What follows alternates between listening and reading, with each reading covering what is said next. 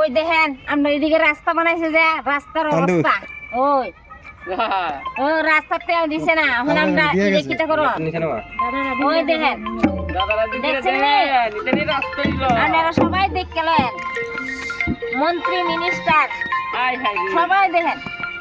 গত ৩০ জানুয়ারি অমরপুরের বিজেপি বিধায়ক তার নিজস্ব ফেসবুকে নবনির্মিত রাস্তার কিছু ছবি দিয়ে ক্যাপশনে লিখেছিলেন উন্নয়ন যেখানে বিজেপি সেখানে, সাথে লিখেছেন বিজেপি ছাড়া উন্নয়নের কথা ভাবাই যায় না। এই পোস্টের ঠিক ৩ দিন পর সেই নবনির্মিত রাস্তার হাল দেখুন, হাত দিতেই উঠে যাচ্ছে পিচ। ক্ষুব্ধ এলাকাবাসী।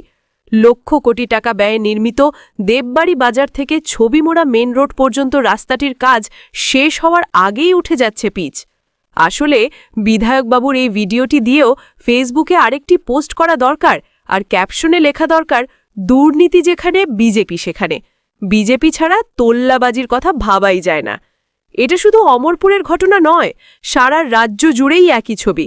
হাজার হাজার কোটি টাকার জাতীয় সড়ক তৈরি হয় আর কয়েক মাসের মধ্যেই সেই রাস্তা উধাও। আর এমনটা হবেই বা না কেন?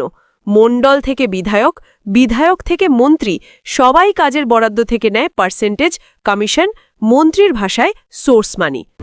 তো দেখো, এটা খুব ওপেন সিক্রেট। এই সময়ের মধ্যে সরকারের যারা জনপ্রতিনিধি আছে, আমাদের সোর্স কি, মাঝে মধ্যে কন্ট্রাক্টর কাজ করে 2-4 টাকা করে 2-4 টাকা দিয়ে যায়।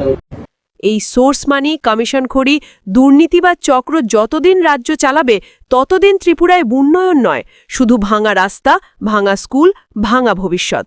আর তাই আজ একটাই দাবি, এই সোর্স, কমিশন আর দুর্নীতিবাজদের হটান, ত্রিপুরা বাঁচান।